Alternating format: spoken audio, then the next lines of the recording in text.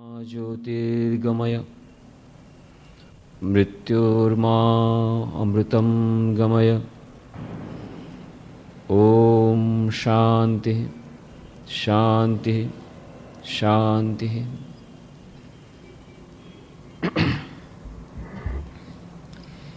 एकाग्रता અને ધ્યાન એ વિષય પર આપણે જે 104 ચર્ચાઓ કરી છે તેમાં આપણે વિસ્તારથી જોયું છે કે આપણા દૈનિક જીવનમાં સુખ અને શાંતિ માટે તેમજ શાશ્વત સુખ અને શાશ્વત શાંતિ માટે આ બંનેનું કેટલું મહત્ત્વ છે, એકાગ્રતા અને ધ્યાન બંને વચ્ચેનું સૂક્ષ્મ અંતર શું છે અને કેવી રીતે એકબીજાના પરિપૂરક છે, અને આપણા દૈનિક જીવનમાં એકાગ્રતા કેટલું મહત્ત્વનું પરિબળ બની રહ્યું છે, તેવી જ રીતે આપણા આધુનિક જીવનમાં મેનેજમેન્ટ ઓફ માઇન્ડ, મનનું મેનેજમેન્ટ એ કેટલું મહત્ત્વનું બની રહ્યું છે.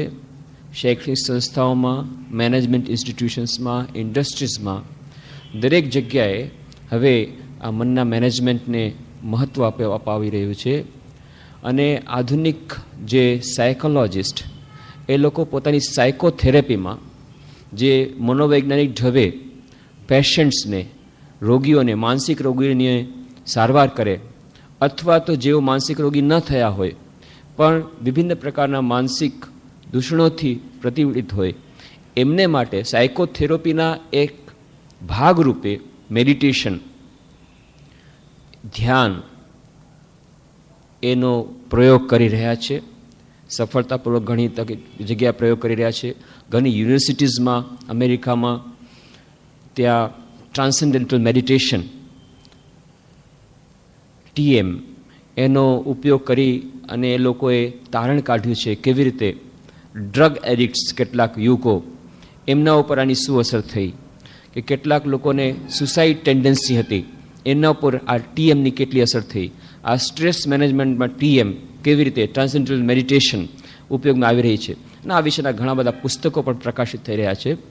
અને ધીરે ધીરે આ જે પાશ્ચાત્ય મનોવિજ્ઞાન હવે પ્રાચ્ય મનોવિજ્ઞાનને સ્વીકાર કરી રહ્યું છે. જે મનોવિજ્ઞાન આપણે હજારો વર્ષો પહેલાં તપોવનમાં જેની શોધ કરી હતી, આપણે આની પહેલાં પણ કહ્યું હતું કે પ્રાચ્ય અને પાશ્ચાત્ય મનોવિજ્ઞાન વચ્ચેનો ભેદ.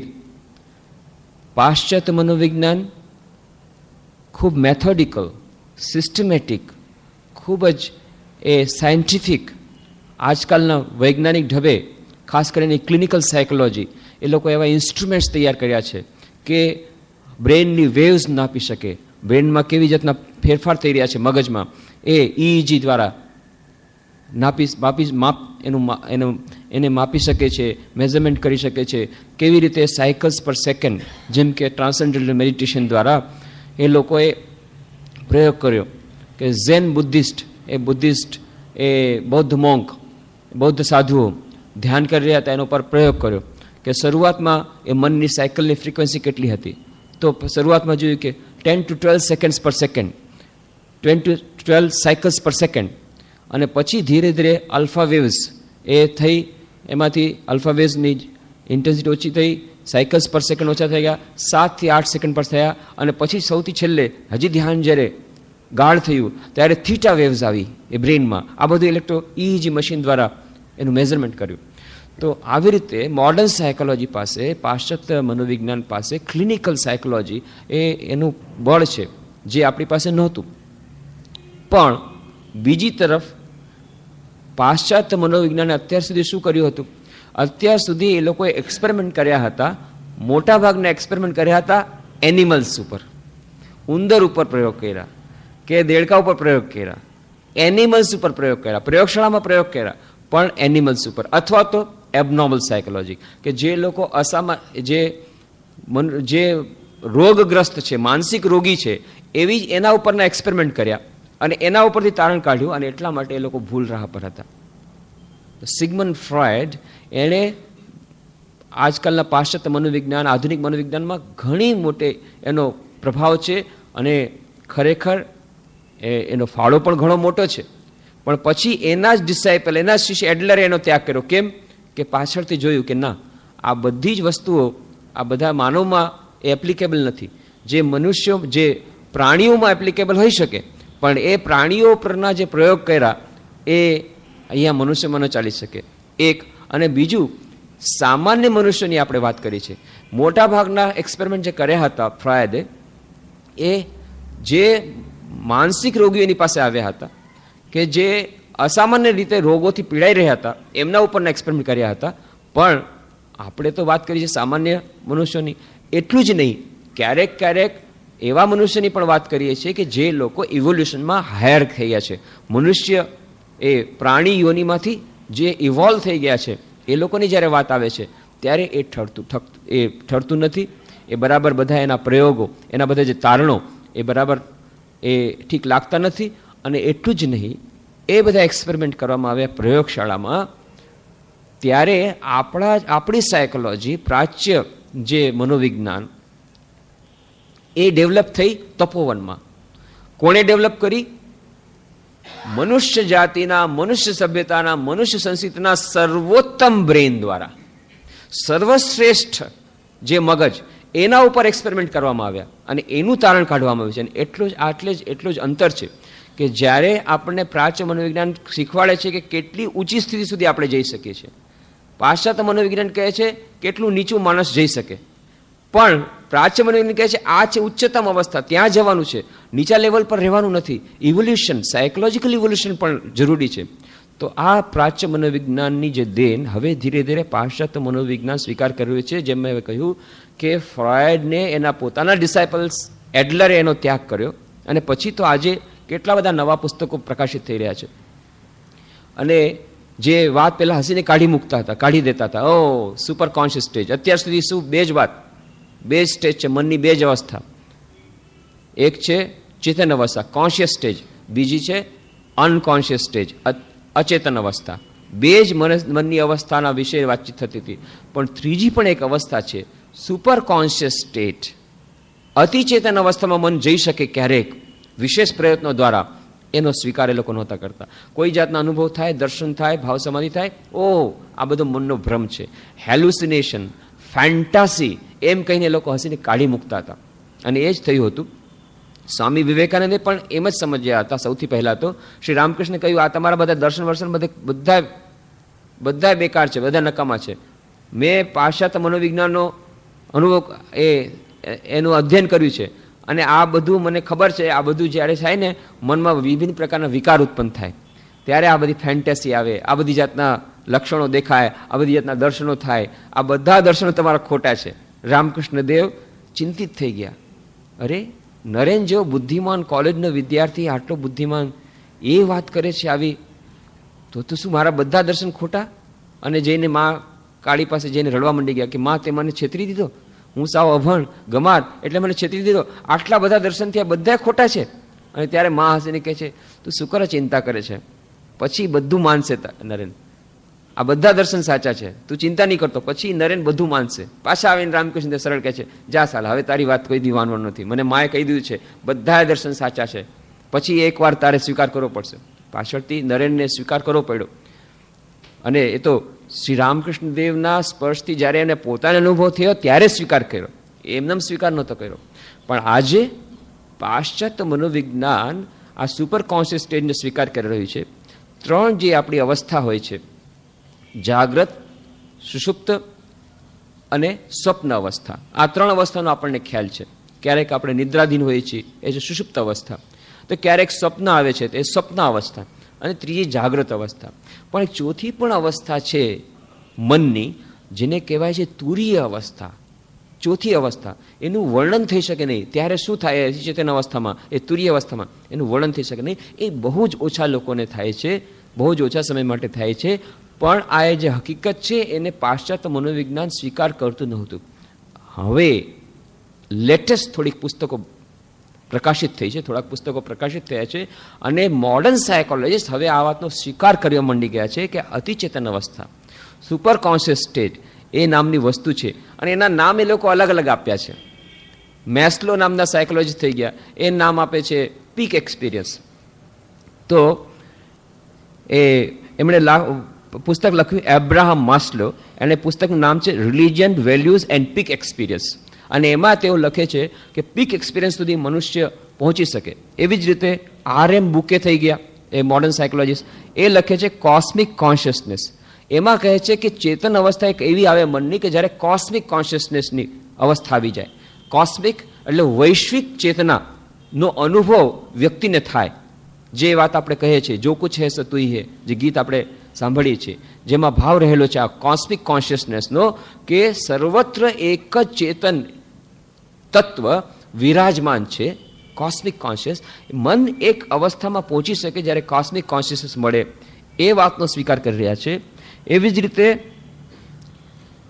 બીજા જે કેન વિર્બલર, એમણે કહ્યું સાયકોલોજીયા પેરેનિસ, ધી સ્પેક્ટ્રમ ઓફ કોન્શિયસનેસ, એમાં પણ એવી જ વાત કરે છે કે એવી જાતની એક અતિચેતન અવસ્થા આવી શકે છે, મનુષ્યને સ્વીકાર કરે છે કે જ્યારે આ અત્યારની સાધારણ અવસ્થામાંથી મન ઉપર જઈ અને બીજા જ પ્રકારના અનુભવ કરે છે. અને એટલા જ માટે ગેરી ઝુકેવ, એમણે પુસ્તક લખ્યું છે ધ સીટ ઓફ ધ સોલ, અને એમણે બહુ સુંદર વાત કરે છે કે અત્યાર સુધી માનવ આપણે શું છે, 5 સેન્સીસ, 5 ઇન્દ્રિયો દ્વારા આપણે જગતને સ્વીકાર કરી રહ્યા છીએ, જગતને જોઈ રહ્યા છીએ. પણ હવે એક માનવ આવવાનો છે જેમાં multi sensational human being will come. Multi sensational, કે ફક્ત 5 ઇન્દ્રિયો દ્વારા, એક જ 5 સેન્સેશન દ્વારા જે અત્યારે આપણે જગતને ગ્રહણ કરી રહ્યા છીએ, પણ મલ્ટી સેન્સેશનલ હ્યુમન બિંગ આવશે.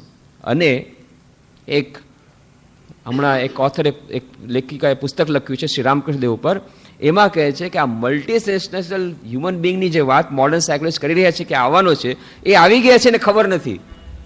1836માં આવી ગયા મલ્ટી સેન્સેશનલ હ્યુમન બિંગ, જેની તમે વાત કરો છો, કે જેનું ઇવોલ્યુશન થવાનું છે, જેની ચર્ચા મોડર્ન સાયકોલોજીસ્ટ કરી રહ્યા છે, એ મલ્ટી સેન્સેશનલ હ્યુમન બિંગ્સ પધારી ગયા છે.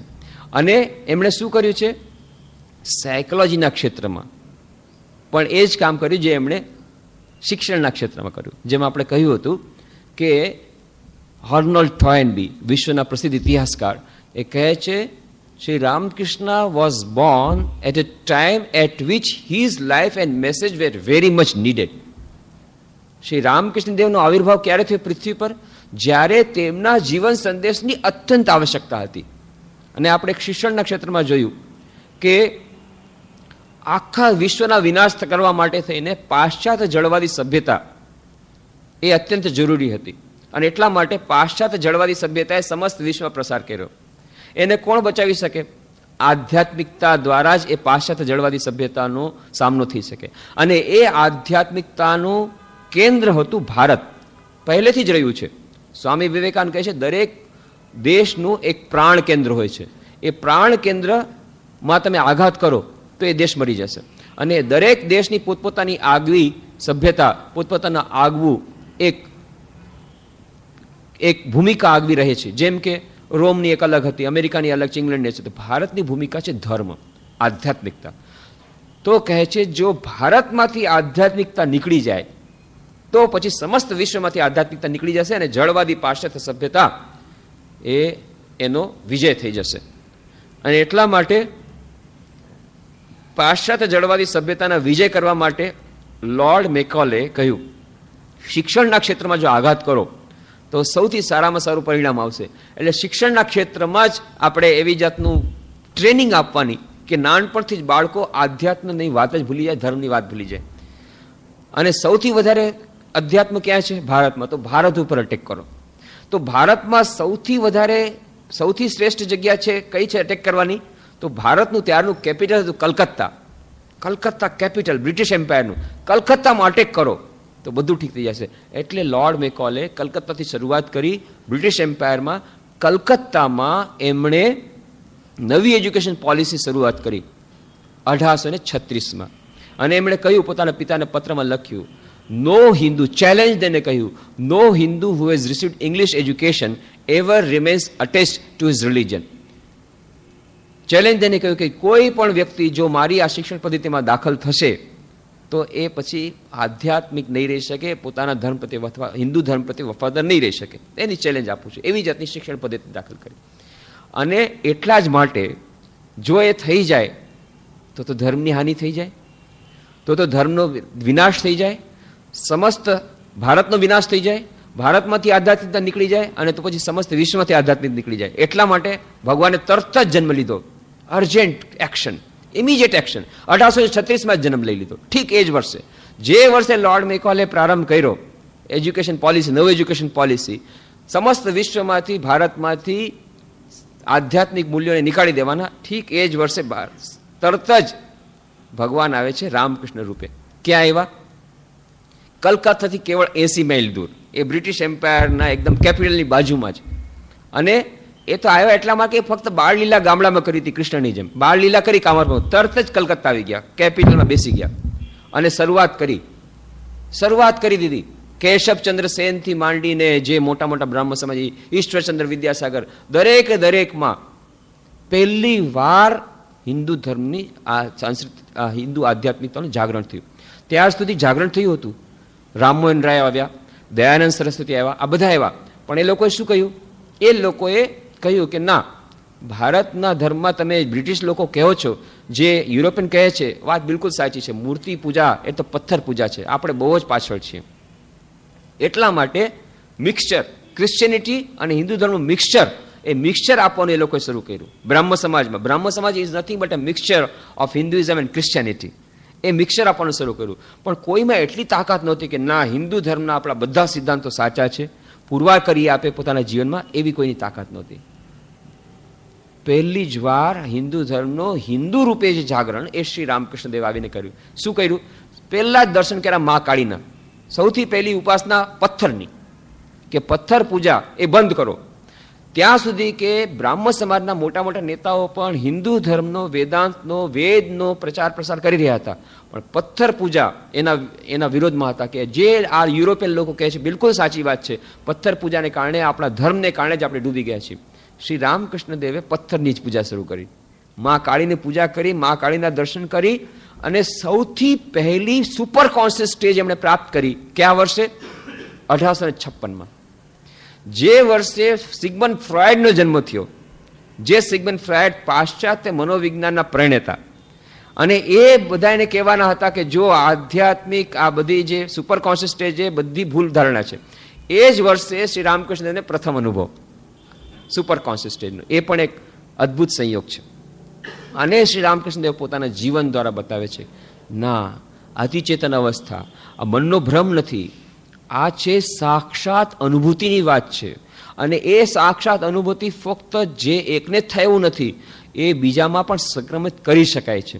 અને એટલા માટે આ પુરવાર કેમ થાય? શ્રી રામકૃષ્ણ દેવે તો બધું કર્યું. કેવી જાતની અનુભૂતિઓ, કેવી જાતની સુપર કોન્શિયસ સ્ટેજ, કેટલી જાતના અનુભવો. અત્યાર સુધી વિશ્વના ઇતિહાસમાં કોઈ માનવી આપણને એવો મળતો નથી કે જેણે ધ્યાન અને એકાગ્રતામાં આટલો બધો જે આગળ વધ્યો હોય, આટલી બધી પ્રગતિ સાધી હોય, અને એટલી બધી મનને નિરોધન કરવાની શક્તિ, કે જેમ પતંજલિ કહે છે યોગશ ચિત્તવૃત્તિ નિરોધ, કે સંપૂર્ણ નિરોધ થઈને સમાધિ અવસ્થા પ્રાપ્ત થાય. આ છે ચરમ અવસ્થા. આવી સમાધિ અવસ્થા જેને મુહુર્મુહ થાય, વાતમાં થાય, ગીત સાંભળતાની સાથે થાય. ત્યાં અજાયબ ઘરમાં જાય છે, સિંહને જુએ છે, અરે આ તો માનું વાહન છે, સાંભળીને સમાધિ અવસ્થા થાય. માઇક્રોસ્કોપ જોવા જાય છે, માઇક્રોસ્કોપ જોવામાં સમાધિમાં આવી જાય છે. વાતમાં સમાધિ થાય. બોર્ડર લાઇનમાં રહેવા વાળા, સીમિત અને અસીમિત જે જગત છે, એ બંને જગતની વચ્ચેની જે બોર્ડર લાઇન છે, બોર્ડર લાઇનમાં હંમેશા રહે છે. ગમે ત્યારે સરકી પડે છે અનંતના પ્રદેશમાં, ગમે ત્યારે સરકી પડે છે અતિચેતન અવસ્થામાં, ગમે ત્યારે જાય છે અતિ નિરૂઢ અવસ્થામાં, નિરોધ અવસ્થામાં, અતિ એકાગ્ર અવસ્થામાં. આવી જાતનું આપણને મળતું નથી. ભગવાન બુદ્ધના જીવનમાં મળે છે કે અત્યંત ગહન ધ્યાનમાં રહેતા હતા, અને એમણે સાધના કરી હતી 5 વર્ષો સુધી. પણ શ્રી રામકૃષ્ણ તો 12 વર્ષો સુધી સાધના કરે છે. અને ફક્ત રાજયોગ પ્રમાણે નહીં, ધ્યાન યોગની સાધના નહીં, બધા યોગોની સાધના કરે છે. અને એટલું જ નહીં, ફક્ત હિન્દુ ધર્મ પ્રમાણે નહીં, પણ વિભિન્ન ધર્મો પ્રમાણે સાધના કરે છે. અને એટલું જ નહીં, પછી સાધનાને પરિણામે જ્યારે નિર્વિકલ્પ સમાધિનો અનુભવ થાય છે 6 મહિના સુધી, એ નિર્વિકલ્પ સમાધિ, જેમાં શ્રી રામકૃષ્ણ પોતે કહે છે કે જે નિર્વિકલ્પ સમાધિમાં રહેવાથી 21 દિવસની અંદર મનુષ્યનો દેહ પડી જાય, એ સહન ન કરી શકે, મનુષ્યનું મન તે રહી ન શકે, અને દેહ એનો પડી જાય, એનું નિધન થઈ જાય. એવી નિર્વિકલ્પ સમાધિની અવસ્થામાં લગભગ નિરંતર 6 મહિના સુધી રહ્યા. શ્રી રામકૃષ્ણ લીલા પ્રસંગમાં આના માટે સ્વામી શારદાનંદજી મહારાજે ખૂબ વિસ્તારથી ચર્ચા કરી કે પ્રશ્ન ઉપસ્થિત થયો કે તમે પોતે કહો છો નિર્વિકલ્પ સમાધિમાં માણસ જાય તો પછી પાછો ન ફરી શકે, અને તમે કહો છો શ્રી રામકૃષ્ણ દેવ આવી રીતે નિર્વિકલ્પ સમાધિમાં 6 મહિના સુધી રહ્યા તો કેવી રીતે રહ્યા? કારણ કે ત્યારે તો બધો બહારનો તો કોઈ વ્યવહાર ચાલતો નથી. તો કે તમારી વાત સાચી છે, પણ કોણ જાણે કેમ રહ્યા? કદાચ જગન્માતાની ઈચ્છા હશે, ઈશ્વરની ઈચ્છા હશે એટલા માટે. તો કેવી રીતે રહ્યા? તો શ્રી રામકૃષ્ણ નિર્વિકલ્પ સમાધિમાં હતા, કોણ જાણે ક્યાંથી એક સાધુ આવી ગયો દક્ષિણેશ્વરમાં, અને એ આવી અને રામકૃષ્ણદેવને જોયું કે એકદમ પથ્થરની જેમ બેઠેલા છે. એ વચમાં મોઢામાં ખાવાનું નાખી દે, પણ ખાવાનું જાય કેવી રીતે? અતિ ચેતન અવસ્થામાં છે, મન તો ક્યાંય છે, શરીર હાલતું ડોલતું નથી. શરીરમાં ચેતના જે હોય તો અતિ ચેતન અવસ્થામાં થઈ ગયું છે. તો એ સાધુ શું કરતો હતો? લાકડી મારતો હતો.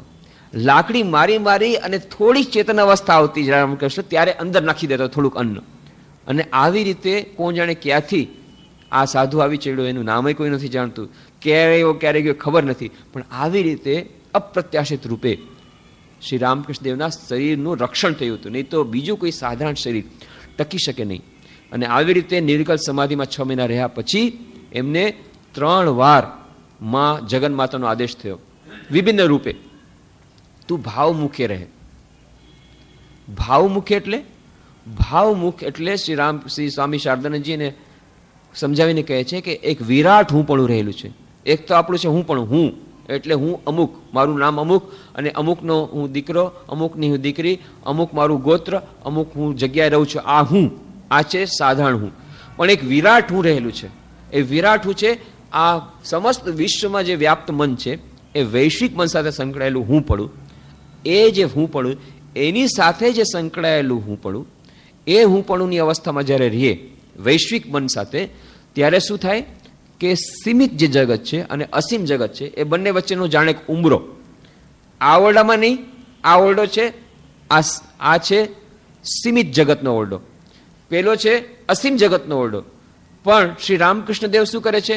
સીમિત જગતમાં નથી રહેતા, એનું મન તો અત્યંત ઉચ્ચ અવસ્થામાં છે, અસીમ જગતમાં રહે છે. પણ અસીમ જગતમાં રહેવાથી અસીમના જગતમાં જો રહીએ, આનંદના જગતમાં રહીએ, નિર્વિકલ્પ સમાધિમાં રહે તો પછી શરીર ટકે નહીં. અને શરીર જો ટકે નહીં તો જગતનું કલ્યાણ કેવી રીતે થાય? એટલે માએ કીધું તું ઉંબરામાં રહે. આ ઉંબરો, બંને ઓરડાની વચ્ચેનો જે ભાગ છે એને ઉંબરો કહેવાય. આ ઉંબરો જે છે વિરાટ હું પડું, એનું નામ ભાવ અવસ્થા, એનું નામ ભાવમુખ. શ્રી રામકૃષ્ણદેવ સતત આ ભાવમુખમાં રહેતા, અને એટલા માટે કારણ કે ઉંબરામાં રહેતા હતા, ગમે ત્યારે પાછા અનંતના જગતમાં ચાલ્યા જાય છે. થોડુંક ઉદ્દીપન થાય છે, એક ગીત સાંભળ્યું શિવજીનું, અને તરત જ ઉંબરાની બહાર અસીમના જગતમાં ચાલ્યા ગયા. એકવાર આવી જ રીતે ગીત સાંભળી રહ્યા છે, શિવજીના ગીત. એક મહાન કલાકાર આવ્યો દક્ષિણેશ્વરમાં અને ખૂબ સરસ શિવજીના ભજન ઉપાડ્યા. એટલા સરસ ભજન, 2 કે 3 ભજન થયા, બસ શ્રી રામકૃષ્ણદેવ તો નિર્વિકલ્પ સમાધિમાં ચાલ્યા ગયા. શરીર એકદમ અક્કડ થઈ ગયું છે. અને જ્યારે નિર્વિકલ્પ સમાધિમાં જતા ત્યારે એમને દેહનું ભાન નહોતું રહેતું. ડૉક્ટર કેટલાય એમના તો ભક્ત થઈ ગયા હતા ને, એ લોકો કે અમે એમને એમ સ્વીકાર નહીં કરીએ. કેટલાક ડૉક્ટરે તો જીભ ખેંચી, કોઈક એની આંખની કીકી હતી એમાં આંગળી ઘોંચી કે શું કંઈક ફરક પડે છે કે નહીં. કેવી જાતના એક્સપેરિમેન્ટ કર્યા, બધા એમાં પાસ થઈ ગયા. જલતો કોલસાનો ટુકડો રામકૃષ્ણદેવના દેહમાં સ્પર્શ કરવામાં આવ્યો. શ્રી રામકૃષ્ણ એનો અનુભવ ન થયો. આવી બધી રીતે એક્સપેરિમેન્ટ કરવામાં આવ્યા છે રામકૃષ્ણદેવ ઉપર, બધી કસોટીમાં પાર ઉતરે છે. તો જ્યારે અકળાઈ જતો શરીર નિર્વિકલ્પ સમાધિમાં જાય છે, અને આવી રીતે તે દિવસે આ 2-3 ભજન સાંભળી નિર્વિકલ્પ સમાધિમાં, ત્યારે સ્વામી શિવાનંદજી પોતાના સંસ્મરણમાં કહે છે, મહાપુરુષ મહારાજ તે દિવસે અમે જે રીતે એમને એટલી ઉચ્ચ અવસ્થામાં જોયા છે, એવી ગાઢ સમાધિ અવસ્થામાં કે બહારનું તો કંઈ ભાન છે જ નહીં, અને અચાનક જાણે એમનું કદ મોટું થઈ ગયું છે, એમના શરીરનું કદ, એવું અમને લાગ્યું. અને એક આભા, તેજની આભા એમના ચહેરા ઉપર છે, આનંદનો જ્યારે સરવાણી ફૂટી રહી છે, એ અત્યંત એ અવસ્થા. પણ શ્રી રામકૃષ્ણદેવ ઊં કરે છે, જાણે એમને પીડા થઈ રહી છે. બધાને આશ્ચર્ય થયું, કેમ શ્રી રામકૃષ્ણ શું કહેવા માંગે છે? પછી અત્યંત કષ્ટથી રામકૃષ્ણદેવ કહે છે, કોઈ સમજી નથી શકતું એમની વાત, અત્યંત કષ્ટપૂર્વક સમજાવે છે, માના ભજન ત્યારે બધાને થાય છે ઓહો હો, શિવજીના ભજન છે, નિર્ગુણ નિરાકાર પરબ્રહ્મના ભજન છે, એટલે એમનું મન નિર્ગુણ નિરાકારમાં જાય છે. અને એમને તો નિર્વિકલ્પ સમાધિ નથી જોતી, એમને જગતના કલ્યાણ માટે મનને સાધારણ જગતમાં લાવવું છે. સાધારણ જગતમાં લાવવું એમના માટે બહુ મુશ્કેલ પડી રહ્યું છે. એટલા માટે કહે છે માના ભજન ગા, માના ભજન ગા. પછી માના ભજન ગાયા, શ્રી રામકૃષ્ણનું મન થોડુંક નીચું આવ્યું, ત્યારે ફરી પાછા આનંદમાં. આશ્ચર્ય! સાધારણ આપણા લોકો માટે તો અત્યારે નિર્વિકલ્પ સમાધિની તો વાત જ જવા દો, સવિકલ્પ સમાધિની વાત જવા દો. ધ્યાન કરવું આપણા માટે, મનને એકાગ્ર કરવું 1 મિનિટ માટે કેટલું મુશ્કેલ પડે છે. અને એ તો હજી આપણે તો જે વાત આપણે કહીએ છીએ યમ નિયમ આસન પ્રાણાયામ પ્રત્યાહારમાં જ મુશ્કેલ પડે છે. પછી ધારણામાં હજી વધારે મુશ્કેલ પડી રહી છે. અને પછી ધ્યાન તો હજી બસ વાતની જ વાત છે. ધ્યાન તો આપણે કરતા નથી. ધ્યાન પછી સમાધિ, એ સમાધિ અવસ્થા પછી એ સવિકલ્પ સમાધિ, એના પછી સબીજ સમાધિ જેને કહે છે સવિકલ્પ સમાધિ, અને બીજી છે નિર્બીજ સમાધિ જેને કહે નિર્વિકલ્પ સમાધિ, એ અંતિમ. અને એ નિર્વિકલ્પ સમાધિમાં શ્રી રામકૃષ્ણ દેવનું મન એટલું બધું રહે છે, એટલી ઉચ્ચ અવસ્થામાં, કે આપણને અત્યારે ધ્યાન કરવામાં જેટલી મુશ્કેલી પડી રહી છે, સમાધિ અવસ્થામાં જેટલી મુશ્કેલી પડી રહી છે મેળવવા માટે, એટલી જ મુશ્કેલી રામકૃષ્ણ દેવને સાધારણ અવસ્થામાં લાવવા, પોતાના મને લાવવામાં મુશ્કેલી પડી રહી છે. ઊંધું છે. શ્રી રામકૃષ્ણને ખૂબ પ્રયત્ન કરવો પડે છે. એટલી ઉચ્ચ અવસ્થામાં મન અવસ્થિત રહે છે હંમેશા, કે પોતાના મનને સાધારણ જગતમાં લાવી નથી શકતા. ત્યારે કહે છે કે ના, મારે જગતનું કલ્યાણ કરવું છે. મારું મન હંમેશા રાખીશ નહીં, આવી રીતે ઉચ્ચ અવસ્થામાં રાખીશ નહીં. માને પ્રાર્થના કરવી પડે છે. આપણને પ્રાર્થના કરવી પડે, ભગવાન જરાક મનને ઊંચું કરો. અને રામકૃષ્ણ પ્રાર્થના કરે છે, જરાક મનને નીચું કરો, નહીં તો હું કેવી રીતે બધા સાથે મજા કરીશ, કેવી રીતે ભક્તો સાથે વાતચીત કરીશ. થોડુંક મન નીચું કરો. અદ્ભુત! આજ સુધી વિશ્વના ઇતિહાસમાં આપણને એવો માનવી નથી મળતો કે જેને પ્રાર્થના કરવી પડે નિરંતર, હે ભગવાન મારું મન નીચું રાખો. અત્યંત ઉચ્ચ અવસ્થામાં જાય છે અને જગતનો વ્યવહાર મારો બંધ થઈ જાય છે. હંમેશા મન નિર્વિકલ્પ સમાધિમાં જવા જ છૂટી રહ્યું છે. એવું અદ્ભુત મનનું બંધારણ. એટલા જ માટે તો શ્રી રામકૃષ્ણ વિશે સ્વામી વિવેકાનંદજીએ આ જે સ્તોત્રની રચના કરી, જે આપણે વાત કરી હતી, કે સ્વામી વિવેકાનંદને કહેવામાં આવ્યું કે શ્રી રામકૃષ્ણ વિશે જીવન ચરિત્ર લખો. ગઈકાલે જ મેં વાત કરી કે સ્વામી વિવેકાનંદ કહે છે, ભાઈ એ વાત મને નહીં કહેતા, બાકી તમે જે કહેશો હું કરીશ, પણ આ મારા માટે શક્ય નથી. શ્રી રામકૃષ્ણ દેવ એ કેટલા મહાન, એને હું કેટલુંક સમજ્યો છું. અરે શિવજીની મૂર્તિ ઘડતા ઘડતા વાનરની મૂર્તિ ઘડી ફેલીશ, નહીં, મારાથી નહીં બને. અને ખરેખર રામકૃષ્ણ જીવન નથી લખતા, પણ રામકૃષ્ણ સ્તોત્ર એમણે જે લખ્યો, જે આરતી આપણે દરરોજ સાંજના અહીંયા ગાઈએ છીએ ને, વિશ્વના કેટલા ખૂણે ખૂણે આ આરતી ગવાય છે, એમાં એમણે બધું કહી નાખ્યું. જેટલું કહેવાનું હતું નાનકડા સ્તોત્રમાં બધું કહી નાખ્યું. એમાં જ એક લાઈન છે, નિરોધન સમાહિત મન નિરખી તવ કૃપાએ, કે હે પ્રભુ તમારી કૃપાથી હું જોઉં છું કે તમારું મન નિરોધન સમાહિત મન, તમારું મન નિરોધિત થઈ ગયું છે અને સમાહિત થઈ ગયું છે. અને બીજો અર્થ આપણે લઈ શકીએ, હે પ્રભુ તમારી કૃપાથી હું જોઉં છું કે મારું મન નિરોધિત અને સમાહિત થઈ ગયું છે. બંને આપણે અર્થ લઈ શકીએ. શ્રી રામકૃષ્ણ પોતે કેટલા નિરોધિત અવસ્થામાં, નિરોધની સૌથી ઉચ્ચતમ અવસ્થા છે સમાધિ. એ સમાધિ અવસ્થામાં શ્રી રામકૃષ્ણ હંમેશા અવસ્થિત રહે છે. એટલે નિરોધિત એમનું મન છે અને સમાહિત મન છે. એમને સમાહિત કરવાની જરૂર નથી પડતી, હંમેશા મન એકાગ્ર છે. અને કેવું એકાગ્ર? શ્રી રામકૃષ્ણ કથામૃતમાં એ માસ્ટર મહાશય ઉદાહરણ, પ્રથમ જ મુલાકાતમાં એમને એમની એકાગ્રતાની ખબર પડે છે કે કેવી એકાગ્રતા. જેમ શ્રી રામકૃષ્ણ કહે છે કે મનની એકાગ્રતા કેવી રીતે હોવી જોઈએ, ઉદાહરણ આપે છે. શ્રીમદ ભાગવતમાં ઉદાહરણ આપ્યું છે કે એક તીરંદાજ હોય છે, એ તીરને પોતાનું ઠીક કરી રહ્યો છે અને પાસેથી એક જાન નીકળી ગઈ, જાન વાજા સહિત, મોટી લાંબી, ખૂબ મોટા સરસ લગ્ન થઈ રહ્યા હતા. લગ્નમાં કેટલા બધા માણસો એ જાનમાં જઈ રહ્યા છે, જાનૈયા જઈ રહ્યા છે, ખૂબ વગાડી રહ્યા છે, વાજા વગાડી રહ્યા છે, બેન્ડ પાર્ટી છે, બધું, આખી જાન પસાર થઈ ગઈ. પણ આને ખબર ન પડી કે જાન પસાર. કેમ? એનું મન છે પેલું તીર ઠીક કરવામાં, એ તીરંદાજની જેમ. અને બીજું ઉદાહરણ આપે છે શ્રી રામકૃષ્ણ દેવ કે એક માછીમાર હતો. એ માછીમાર તળાવને કાંઠે બેસી અને સોટી હાથમાં લઈ અને ત્યાં પડી રહ્યો હતો. જ્યાં એ જોવે છે કેટલા કલાકથી બેઠો છે. અને એ ત્યારે જ શું થયું કે એ અંદર જે બરૂનો ટુકડો હોય એમાં થોડો ખોરાક ફોસાવેલો હોય, અન્ન ફોસાવેલું હોય, એ અન્નનો ટુકડો એ જ્યારે ખાવા જાય ત્યારે બળનો ટુકડો નીચે જાય એટલે ખબર પડે કે હા માછલી અત્યારે ખાઈ રહી છે. બસ માછલી ખાવા આવે અને એ કાંટામાં ફસાય એટલે તરત જ ઉપાડીશ અને માછલી મને મળી જશે. એ ત્યારે જ આ બળનો ટુકડો ડૂબ્યો, એ ડૂબી રહ્યો છે અને આનું મન પૂરું તે સોટી ઉપર છે કે મારો બળનો ટુકડો ડૂબી રહ્યો છે. અને ત્યારે એક માણસ પાસે આવ્યો વટે મારવું, એ ભાઈ ફલાણી જગ્યા ક્યાં છે, એ ભાઈ ફલાણી જગ્યા ક્યાં છે, 4-5 વાર પૂછ્યું. આ માણસ જવાબ નથી દેતો. પછી કંટાળીને ગયો કે આ માણસમાં કડસી નામની કઈ વસ્તુ જ નથી. આટલી વાર હું પૂછું છું, એક સાધારણ એમાં વ્યવહાર નથી કે ભાઈ મને નથી ખબર એટલું તો બોલ, કાંઈ નથી બોલતો. એટલે બિચારો કંટાળીને ગયો, ઘણે દૂર નીકળી ગયો. ત્યાં તો આનો બળનો ટુકડો ડીબો અને માછલી આવી, ખટ તેને માછલી પકડીને બહાર કાઢી. પછી તરત જ પરસેવો લીછો અંગૂછાથી અને પછી એને કીધું, એ ભાઈ આવો આવો આવો. ત્યાં તો ઓલો માણસ કીધું, જોરથી બોલ, ભાઈ આવો આવો આવો. એ વટે મારો કે આ ભલો માણસ જ્યારે પૂછતો હતો ત્યારે જવાબ નહોતો આપતો, હવે પાછો બોલાવે છે. એટલે કંટાળીને આવ્યો. શું છે, શું કરા બોલાવે છે? જ્યારે હું કહેતો હતો ત્યારે તો જવાબ નહોતો આપતો, હવે પાછો બોલાવે છે આટલો દૂરથી મને કે ભાઈ તમે શું પૂછતા હતા?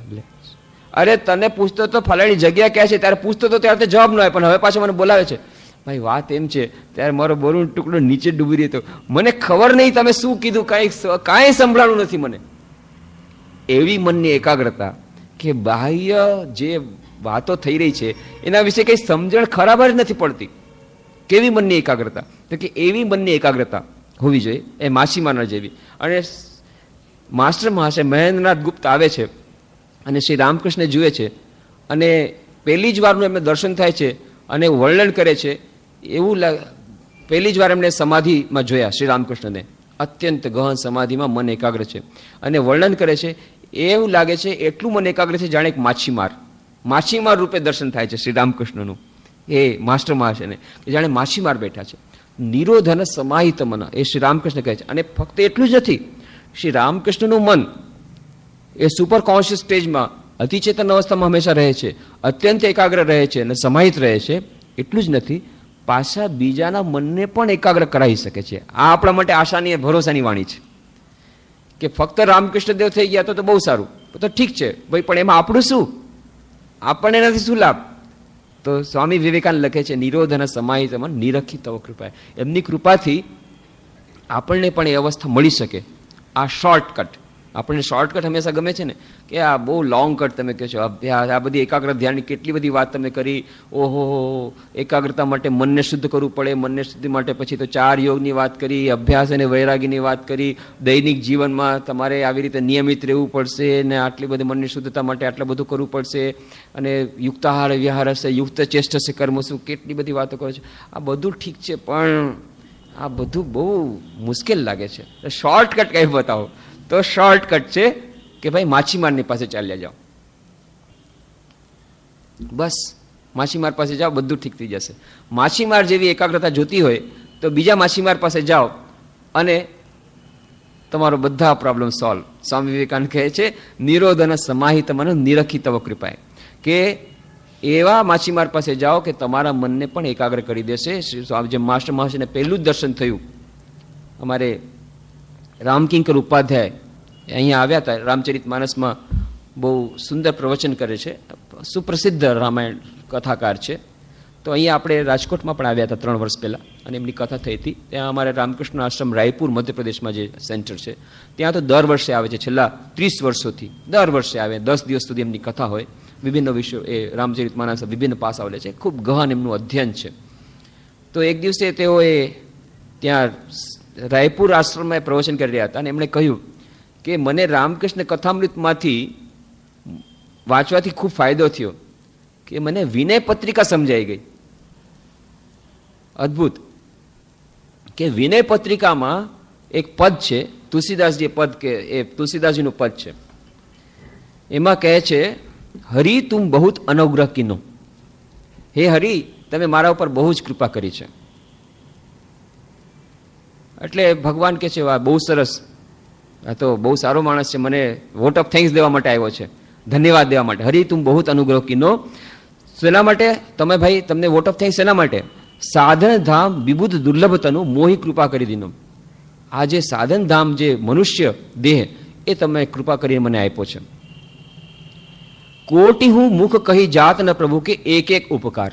એવા એવા ઉપકાર કર્યા છે પ્રભુ કે જો મને કરોડ મુખ દેવામાં આવે તો પણ હું તમારા ઉપકારનું વર્ણન નહીં કરી શકું. એટલે ભગવાન ખૂબ ખુશ થઈ ગયા. વાહ, તો હવે તું એના બદલામાં મને શું દેવા આવ્યો છો? તો શું દઈશ હવે? તું બદલામાં શું દઈશ? તદપી નાથ કશું ઓર માંગી હો દીજે પરમ ઉદાર. આટલું બધું આપ્યું તો કે હવે તું શું દેણું ચૂકવવા આવ્યો છે? કે ના પ્રભુ, હજી થોડુંક આપો, લ્યો, હજી જૂનું તને આપ્યું છે એનું દેણું પેલા ચૂકવ, પછી બીજું માગ. તો કે ના, આ તમે તો કઈ સાધારણ શેઠિયા થોડી છો એ પેલા દેણું ચૂકવવું પડે ને પછી તમે બીજું વ્યાજમાં આપો ધન. અરે તમે તો પરમ ઉદાર છો, એટલે આટલું આપ્યું, સાથે સાથે હજી બીજું થોડુંક હજી આપો. ઘણું આપ્યું છે, હજી પાછું થોડુંક આપો. શું ભાઈ? પછી વિચિત્ર માગણી કરે છે. વિષય બારી મન મિન્ન ભિન્ન નહીં હોત કબહુ પલ એક. હે પ્રભુ, તમે માછીમાર બની જાઓ. વાહ, વિચિત્ર માગણી છે. આટલી કૃપા કરી, હવે એક કૃપા હજી કરો, ભગવાન તમે માછીમાર બની જાઓ. આવી તો માગણી કોઈ નથી કરી. તો કહે છે વિષય બારી મન મિન્ન ભિન્ન નહીં હોત કબહુ પલ એક, તાતે સહો વિપતિ અતિ દારૂણ જન્મન જ્યોતિ અનેક. જન્મત જ્યોતિ અનેક. હે પ્રભુ, આ જે મારું મન છે, એ મારું માછલા રૂપી જે મન છે, એ વિષય રૂપી જળથી એક ક્ષણ માટે પણ અલગ થવા નથી માંગતું. હંમેશા ચંચળ રહે છે. એક ક્ષણ માટે પણ સંસારમાંથી અલગ થતું નથી. સંસારની અનાસક્તિ, સંસારમાં અનાસક્તિ એવી જે બધી વાત સાંભળું છું, પણ આસક્તિ જતી જ નથી. વિષય વારી મન ભિન્ન નહીં હોત કબહુ પલ એક, એક પળ માટે પણ. તાતે સહુ વિપતિ અતિ દારૂણ જન્મત જોની અનેક. અને એટલા જ માટે મને અતિ દારૂણ કષ્ટ સહન કરવું પડે છે. વારંવાર મને યોનિઓમાં જન્મ લેવા પડે છે, વિવિધ યોનિઓમાં જન્મ લેવા પડે છે, કારણ કે હંમેશા આ મારું મનરૂપી માછલું આ વિષયરૂપી જળથી એક ક્ષણ માટે પણ અલગ થતું નથી, કારણ કે માછલું એ અલગ અંદર જ રહે. તો શું જોઈએ છે? કૃપા ડોરી બનસી પદ અંકુશ પરમ પ્રેમ મૃદ ચારો. તો તમે એક કામ કરો, કૃપારૂપી ડોરી લઈ લો. કૃપારૂપી દોરી લઈ લો અને શું કરો? તમારા ચરણ ચિહ્ન જે અંકુશ છે એને તમે કાંટો બનાવો. દોરીની અંદર એક કાંટો ફસાવી દો, અંકુશ રૂપી કાંટો, અને એમાં ચારો લગાવી દે. ચારો લગાવવો પડે ને, જે માછલી ચારો ખાય એ ચારો કેવો? પરમ પ્રેમરૂપી ભક્તિરૂપી ચારો એમાં લગાડી દો. એહી બીધી બેધી હરું મેરો દુઃખ કૌતુક રામતી હરો. આવી રીતે મારા મનરૂપી માછલાનો તમે વધ કરો, મારા મનરૂપી માછલાનો શિકાર કરો, અને માછલાને બહાર કાઢી અને આ વિષયરૂપી જળમાંથી મને બહાર કાઢી દો. આવી રીતે તમે માછલીનો શિકાર કરો. હે શ્રુતિ વિદિત ઉપાય સકલ સુર કઈ દિન નિહોરે. તો શ્રુતિમાં, શાસ્ત્રોમાં આ મનને એકાગ્ર કરવા માટેના, મનને નિરોધ કરવા માટેના ઘણા ઘણા ઉપાય મેં સાંભળ્યા છે. મેં સાંભળ્યા છે, મને એ નથી કે મેં નથી સાંભળ્યા, ઘણા ઉપાયો સાંભળ્યા છે. એકાગ્ર ધ્યાનના ઘણા લેક્ચર સાંભળ્યા છે, ઘણા લેક્ચર કર્યા છે, ઘણા જ પુસ્તકો વાંચ્યા છે, બધું કર્યું છે. પરંતુ કઈ દિન નિહોરે કે દેવતા પણ ગણાય છે અને વેદમાં ઉપાય ગણાય છે, બધું મેં સાંભળ્યું છે, બધું કર્યું છે, પણ આ બધું કોણ કરતું રહીએ? આ કરવામાં મારી પ્રવૃત્તિ થતી નથી. એટલે શું કરો? તુલસીદાસ એહી જીવ મોહ રજુ જેહી બાંધ્યો સોય છોરે. શ્રેષ્ઠ ઉપાય છે, જેણે આ દોરી બાંધી છે ને આ સંસારની, એ જ છોડી શકે. એ છોડી દે તો બસ પતી જાય, બધું કામ પતી જાય. એટલે શોર્ટકટ તમે કરો. આ બધું લોંગ કટ મને નથી ગમતું. બધું ઉપાય મેં સાંભળ્યા છે મનને એકાગ્ર કરવાના.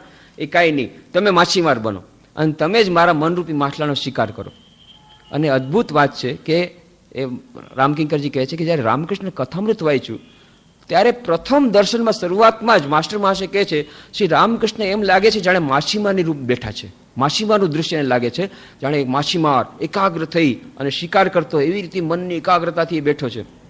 કે ત્યારે પછી મને વિનય પત્રિકાનું ગોસ્વામીજીનું પદ યાદ આવ્યું કે હા, આવી રીતે ગોસ્વામીજી એમ ચાહે છે કે આ રામકૃષ્ણ એ ભગવાન ઈશ્વર જ્યારે આવે છે અવતાર, એ અવતાર શું કરે છે કે આ શોર્ટ એ જે સરળ ઉપાય બનાવી દે છે કે કૃપા ડોરી દ્વારા આવી રીતે પોતાના પદચિહ્ન અંકુશને કાંટો બનાવીને ભક્તિરૂપી ચારો ત્યાં લગાડીને આ મનરૂપી માછલાનો શિકાર કરી અને આમાંથી કાઢી મૂકે, સંસારની આસક્તિમાંથી કાઢી, તો મન એકાગ્ર થાય. તો નિરોધન સમાહિત મન નિરખિતવ કૃપાય, એ જે સ્વામી વિવેકાનંદે રચના કરી એ પોતાની અનુભૂતિ ઉપર કરી છે.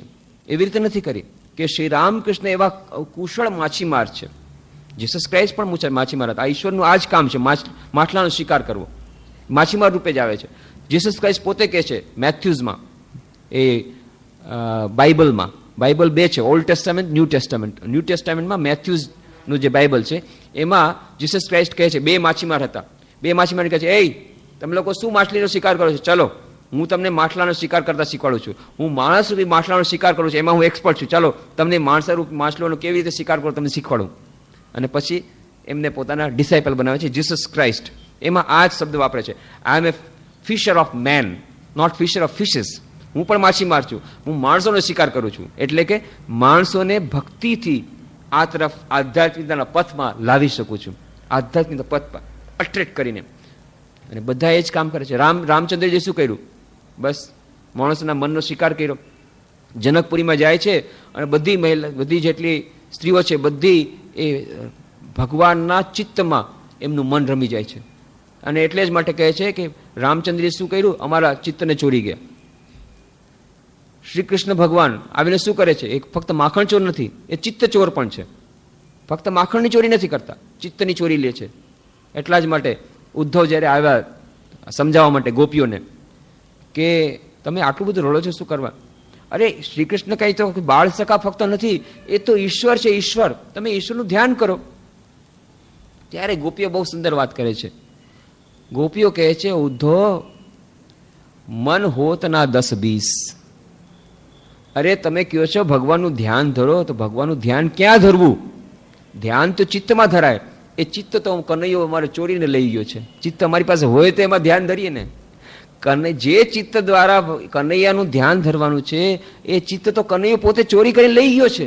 અમારી પાસે પોતાનું ચિત્ત છે જ નહીં, તો ધ્યાન ક્યાં ધરીએ? તો ચિત્ત ચોર છે એ અવતાર જ્યારે આવે છે, ચિત્તનું આકર્ષણ, એવું અદ્ભુત આકર્ષણ. કેટલા બધા શ્રી રામકૃષ્ણના શિષ્યો કહે છે કે રામકૃષ્ણ જાઓ જાણે આમ પુલ કરે છે, જેમ મેગ્નેટિક ફોર્સ હોય, નથી રહી શકતા, આકુળ વ્યાકુળ ચિત્ત થઈ જાય છે. જ્યાં સુધી રામકૃષ્ણ દર્શન નહીં કરું ત્યાં સુધી શાંતિ નથી થતી. ગૌરીમાં કેટલી વાર કહેવામાં આવ્યું કે જાઓ તમે રામકૃષ્ણ દેવ પાસે ચાલો, એમને કહેવામાં આવ્યું નહીં, એ મેં ઘણા સાધુ જોયા છે મારી જિંદગીમાં, ઘણી જગ્યાએ હું ભ્રમણ કર્યું છે, હિમાલયમાં હું ગઈ છું, બધી જગ્યાએ ઘણા જાતના સાધુ જોયા છે ને સાધુઓ જોઈ જઈને મારું પેટ ભરી ગયું છે. મારે હવે સાધુ કોઈ જોવાની જરૂર નથી. પણ એક દિવસે એવું આકર્ષણ થાય છે કે ક્યાંકથી પછી ખબર સમજમાં નથી આવતું, દક્ષિણેશ્વર છેવટે જવું પડે છે. અને ત્યાં જઈને રામકૃષ્ણનું પ્રથમ દર્શન જોઈએ છે. શું કરે છે? ત્યારે રામકૃષ્ણદેવ જોઈએ છે દક્ષિણેશ્વરમાં બેઠા છે પોતાના ઓરડામાં, અને સૂતરની આંટી, એ આંટી એને આંટા મારી રહ્યા છે. વિચિત્ર અનુભવ. શ્રી રામકૃષ્ણદેવ શું કરી રહ્યા છે? આ દોરીની આંટી લીધી છે અને દોરીમાં આંટા મારી રહ્યા છે, આખી આંટીને ફેરવી રહ્યા છે. અને જ્યાં ગૌરીમાં આવ્યા ત્યારે આંટી મૂકી દીધી, કામ પતી ગયું. એ દોરી દ્વારા જાણે કે આ એક પ્રતીક છે. એમના ચિત્તને જ્યારે આકર્ષણ કરી રહ્યા હતા અને જ્યારે રામકૃષ્ણ પાસે આવ્યા ત્યારે એમને શાંતિ મળી. તો ચિત્ત ચોર એ એવી રીતે આકર્ષણ કરે છે. એ અવતારનું સૌથી મહાનમાં મહાન કામ કે આ માછલી મારવાનું, માણસ રૂપી માછલી મારવાનું, માણસના મનને મોહિત કરવાનું, એના ચિત્તને આકર્ષણ કરવાનું, કે એ જે મનને પરિવર્તિત કરી દેવાનું, મનને નિરોધિત કરી દેવાનું, મનને સમાહિત કરી દેવાનું, આવી જાતની વિશેષ શક્તિ અવતારોમાં હોય છે. અને શ્રી રામકૃષ્ણ દેવરૂપી અવતાર એ આ કામમાં જાણે કે સ્પેશિયલાઇઝેશન એમનું છે. કારણ કે આ સુધીના અવતારમાં આપણને એવું નથી મળતું કે આટલું બધું નિરોધવાળું મન કોઈનું નથી. આટલી બધી સમાધિ અવસ્થામાં આપણને મળતા નથી, કે આપણે એવી જાતની એવા જ રીતના કોઈ ફોટોગ્રાફ નથી, કેમેરા દ્વારા લીધેલા ફોટોગ્રાફ, કે જેમાં આપણને એનો પુરાવો મળી શકે. અચ્છા ભાઈ, બીજા બધા અવતારોમાં પણ એ લોકોને સમાધિ થતી હશે, નહીં થતી હોય એમ નહીં. ભગવાન બુદ્ધને તો કદાચ એ જેટલું બધું ઊંડું ધ્યાન હતું તો એમનો ફોટો છે, ફોટો નથી. ઘણા બધા ચિત્રો મળે છે ભગવાન બુદ્ધના ધ્યાન અવસ્થામાં, સરસ સુંદર ઘણી બધી મૂર્તિઓ પણ મળે છે. નીચે પણ આપણે ભગવાન બુદ્ધની મૂર્તિ રાખી છે, શિવજીની મૂર્તિ રાખી છે ધ્યાન અવસ્થાની. પણ આ બધી કાલ્પનિક છે. પણ સાચે સાચ જે ભગવાન બુદ્ધ કેવા દેખાતા હશે ધ્યાન અવસ્થામાં એ આપણને ખબર નથી. પણ શ્રી રામકૃષ્ણ દેવ, એમને જ્યારે અતિચેતન અવસ્થા થતી હતી, એમને જ્યારે સમાધિ અવસ્થા થતી હતી, ત્યારે કેવા લાગતા હતા? આપણી પાસે કેમેરા દ્વારા લીધેલો ફોટો છે. આ આપણા માટે, આજના આધુનિક માનવ માટે સૌથી મોટી સંપત્તિ છે. માં શારદા દેવી કહેતા હતા, આધુનિક લોકો બહુ બુદ્ધિમાન છે, બહુ બુદ્ધિમાન. એ લોકોએ શું કર્યું? ઈશ્વરને, ભગવાનને કેમેરામાં પૂરી દીધા. અત્યાર સુધી આ કામ કોઈ નહોતું કરી શક્યું, કે કેમેરામાં ભગવાનને પૂરી દેવાના, કે જે ગયા એ ગયા, જે લોકોએ ભગવાનને જોયા છે એ લોકો તો ધન્ય થઈ ગયા, પણ જે લોકોએ ભગવાનને જોયા નથી એ લોકોને શું સાંભળવાનું? એ લોકોએ ભગવાનની લીલા ગાથા સાંભળવાની. કૃષ્ણની લીલા ગાથા સાંભળો, રામની લીલા સાંભળો. પણ રામ કેવા હતા? ધ્યાનમાં, કલ્પનામાં તમે એનું ધ્યાન કરો. પણ રામકૃષ્ણ દેવ તો ચાલ્યા ગયા. જે લોકોને રામકૃષ્ણ દર્શન થયા, જેને નથી થયા ને ચિંતા કરવાની જરૂર નથી. રામકૃષ્ણનો કેમેરા દ્વારા લીધેલો ફોટોગ્રાફ હાજર છે આપણી પાસે.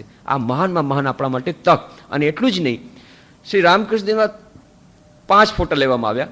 3 ફોટોગ્રાફ મહાસમાધિના પહેલા, 2 ફોટોગ્રાફ મહાસમાધિ પછી. પણ એ ફોટોગ્રાફ કોઈને દેખાડવામાં નથી આવતા.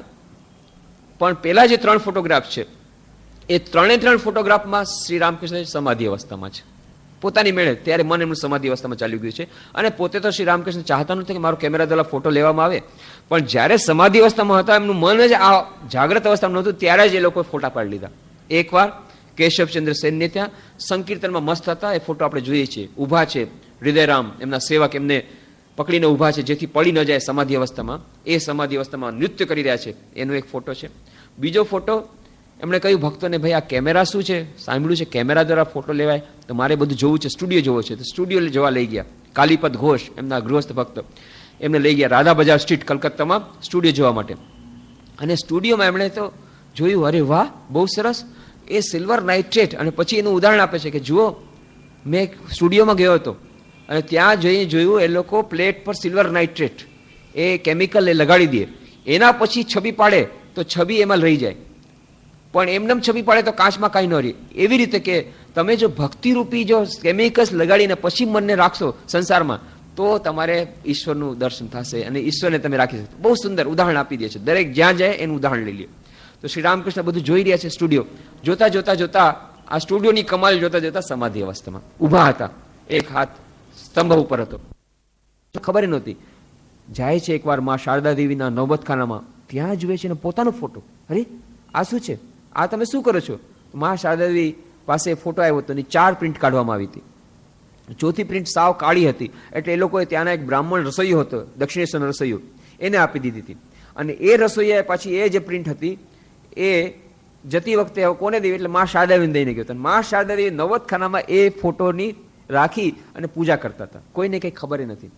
અને બાકીની 3 પ્રિન્ટ તો પછી માંડ મળી છે. એમાંની એક પ્રિન્ટ તો એ રામકૃષ્ણદેવના જે મંદિર છે બેલુર મઠમાં, એમાં ઉપરમાં એમનું શયન છે, ત્યાં રાખવામાં આવી છે. એક જે ઓરિજિનલ પ્રિન્ટની ફોટોગ્રાફ જે પૂજા થતી હતી એ ફોટો પણ ત્યાં રાખવામાં આવ્યો છે. ત્રીજો ફોટોગ્રાફ જે ગોલાપમાં પાસે હતો, એ ગોલાપમાં પાસે લઈ અને મા શારદાના મંદિરમાં રાખવામાં આવ્યો છે. અને ચોથો ફોટોગ્રાફ જે મા શારદાજી પાસે રહેતો હતો, એ ઉદ્બોધન ભવન છે ત્યાં કલકત્તામાં, જે માયરબાડી જ્યાં મા રહેતા હતા, ત્યાં ચોથો ફોટોગ્રાફ. 4 original print. પછી તો હવે ઘણી બધી પ્રિન્ટ નીકળી ગઈ, પણ 4 ઓરિજિનલ પ્રિન્ટના આ વાર્તા આપણે રામકૃષ્ણ જ્યોતમાં છાપી હતી. પણ જે ચોથી પ્રિન્ટ શ્રી રામકૃષ્ણ જુએ છે અને કહે છે, અરે આ તમે શું કરો છો? પછી પોતે જ લે છે ફોટો, જુએ છે, ઓહો આ તો અતિ ઉચ્ચ સમાધિ અવસ્થાનો ફોટો છે. અને પછી પોતે ફોટોની પૂજા કરે છે. અને પછી કહે છે, કાળે આ ફોટોની પૂજા ઘરે ઘરે થશે. શ્રી રામકૃષ્ણ મોઢામાંથી નીકળી જાય છે. એટલું જ નહીં, ત્યાં કાશીપુર ઉદ્યાન બાટીમાં મળવા માટે આવ્યા હતા, ત્યાં બીજા એક એમને ભક્ત મહિલા એમને કહે છે કે જુઓ, આજે તો હું મળી નહીં શકું, એટલે ઉપરથી પોતાનો ફોટો નીચે મોકલાવે છે. અને પછી એમને કહેવડાવે છે કે જો પછીથી આ ફોટો, આનો ફોટો એટલે કે રામકૃષ્ણનો ફોટો, એ ફોટો ઘરે ઘરે પૂજા થશે, સ્ટીમરમાં ફરશે, રેલગાડીમાં ફરશે, લોકોના ઘડિયાળના પોકેટમાં આ ફોટો રહેશે. અને ખરેખર આજે જ બની રહ્યું છે. દેશ વિદેશમાં, કેટલા દેશોમાં, વિદેશમાં. એ અદ્વૈત આશ્રમ કલકત્તામાં હું હતો ત્યારે એક વિદેશી મહિલા આવી અને પોતાના ગજવામાંથી એક ફોટો કાઢે, મારે આ ફોટો જોઈએ છે રામકૃષ્ણનો. એ ફોટો ફ્રેન્ક ડોરા દ્વારા જે ચિત્ર દ્વારા લીધેલ ફોટો છે, કે ફ્રેન્ક ડોરા એમ ચાહતા હતા કે આંખો ઉગાડેલી હોય, એ ફોટો દરેલો. એને એ જ ફોટો જોતો હતો કે હંમેશા પોકેટમાં રાખું છું. પણ કોણ છે એ ખબર નથી, એનું જીવન ચરિત્ર વાંચ્યું નથી. બસ ન્યૂઝપેપરમાં, ત્યાં અમેરિકાના કોઈ ન્યૂઝપેપરમાં ફોટો આવ્યો હતો, ફોટો જોઈને જેમ લાગી ગયું. અને ગઈકાલે પણ તમે સાંભળેલું કેટલી બધી વાર્તાઓ કે રામકૃષ્ણનો ફોટો જોઈને કેટલા બધા એમ માને છે કે આ તો અમારા પૈગંબર છે, કેટલાક લોકો માને છે અમારા ઈશ્વર છે, આ અમારા પિતા જેવા છે, અમારા જ છે. કેટલાયને ફોટો જોઈને જ પ્રેરણા મળે છે. અને કેટલા દેશોમાંથી રામકૃષ્ણના ફોટા માટે માંગ આવી રહી છે, જ્યાં અમે લોકો કોઈ દિવસ પ્રચાર માટે નથી ગયા. ફોટામાં જેવી કમાલ છે.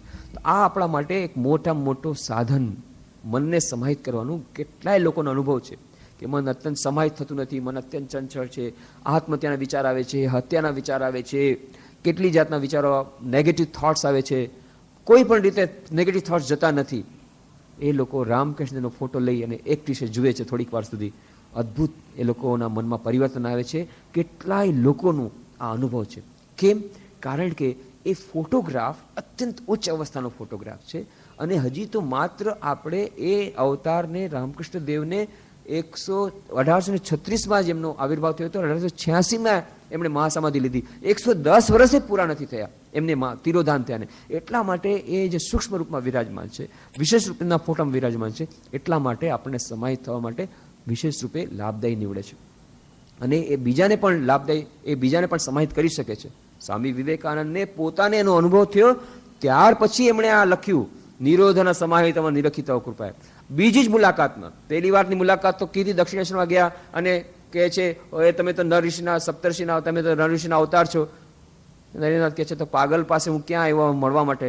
હું તો વિશ્વનાથ દત્તનો દીકરો, ના કહે છે તમે સપ્તર્ષિ નર ઋષિના અવતાર છો, કે હવે મારે આવવું નથી. પણ થોડા દિવસ પછી એવું આકર્ષણ લાગ્યું, પાછા આવ્યા. કારણ કે રામકૃષ્ણદેવે પ્રોમિસ લીધું, ફરી આવીશ ને, ફરી આવીશ ને.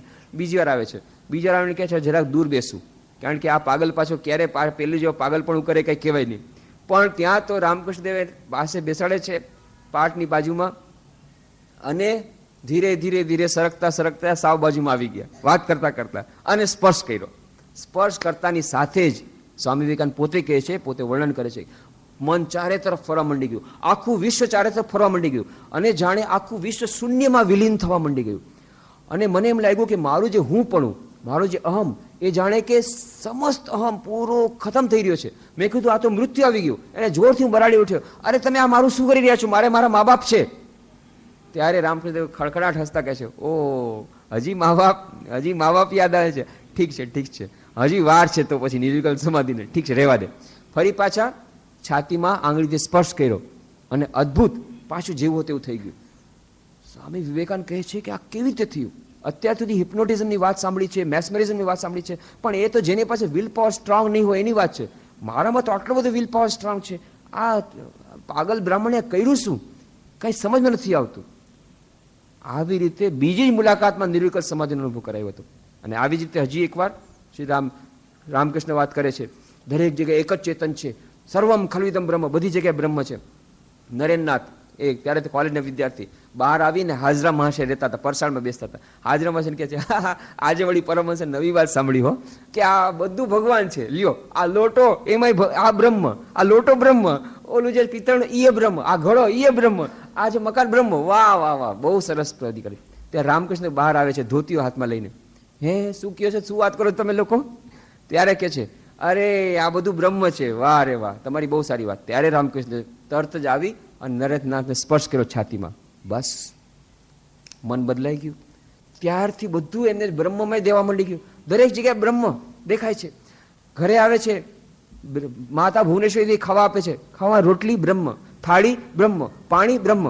કે તું ખાતો કેમ નથી? શું બોલે? બધી જગ્યાએ બ્રહ્મ જ દેખાય છે.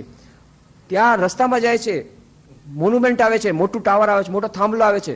આ શું થઈ રહ્યું છે? મને આ જાગૃત અવસ્થા છે, કઈ અવસ્થા છે? થાંભલા સાથે માથું ટકરાવે છે કે ના, માથે લાગે છે તો લાગે છે, બરાબર, એટલે જાગૃત અવસ્થામાં છું, પણ બધી જગ્યાએ બ્રહ્મ જ બ્રહ્મ દેખાય છે. થોડા દિવસ સુધી આ ભાવ રહ્યો, પછી એમણે સ્વીકાર કર્યો, હા જો કુછ હે સો તું હી હે. જે વાત શ્રી રામકૃષ્ણદેવ કહે છે, જે ગીતમાં આપેલી છે, તુજસે હમને દિલ કો લગાયા, જો કુછ હે સો તું હી હે, આ વાત સાવ સાચી છે. એનો અનુભવ થયા પછી શ્રી રામકૃષ્ણ વાત સ્વીકાર કરે છે. પછી શ્રી રામકૃષ્ણ વિશે જ્યારે સ્તોત્રમાં લખે છે, નિરોધન સમાહિત મન નિરખિત કૃપા, તમારી કૃપાથી મન સમાહિત થઈ જાય, નિરોધિત થઈ જાય, એવી કૃપા મેં જોઈ છે. આ આપણા માટે ભરોસો છે. તો આપણે જે અસલ